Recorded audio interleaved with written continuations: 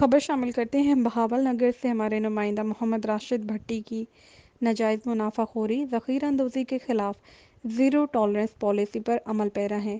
Madam شفق ناز تفصیلات کے مطابق حکومت پنجاب اور ڈپٹی کمشنر کیپٹن ریٹائرڈ محمد وسیم کی ہدایات پر روزمرہ اشیاء کی قیمتوں کو کنٹرول کرنے اور عوام کو ناجائز منافع خوری سے بچانے کے لیے کارروائیاں جاری کر دی گئی ہیں۔ حکومتی ریٹ سے زائد فروخت کرنے والے دکاندار کوالٹی، وزن اور ذخیرہ اندوزی کرنے والے کے ساتھ کسی قسم کا کوئی سمجھوتہ نہیں کیا جائے گا۔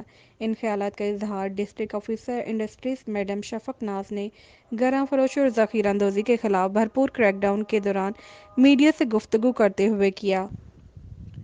انہوں نے کہا کہ شہری و دیہی علاقوں میں یکساں مانیٹرنگ کرتے ہوئے کنٹرول نرخوں پر اشیاء روزمرہ کی دستیابی یقینی بنا رہے ہیں۔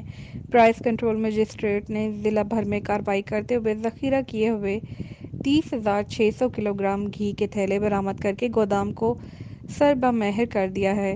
نیز متعلقہ افراد کے خلاف مقدمہ درج کرکے بھاری مقدار میں جرمانے بھی کیے گئے ہیں۔ ڈسٹرکٹ آفیسر انڈسٹریز میڈم شفق نے مزید کہا کہ ہماری یہ کوشش ہے کہ صارفین کے حق پر ڈاکہ ڈالنے والے گراں فروشوں سے سختی سے نمٹا جائے تاکہ عوام کو معیاری اور سستی اشیاء کی فراہمی یقینی بنائی جا سکے۔ میڈیا معاشرے کی آنکھ اور کان کی مانند ہے جو معاشرے کے مسائل اجاگر کرتے ہیں۔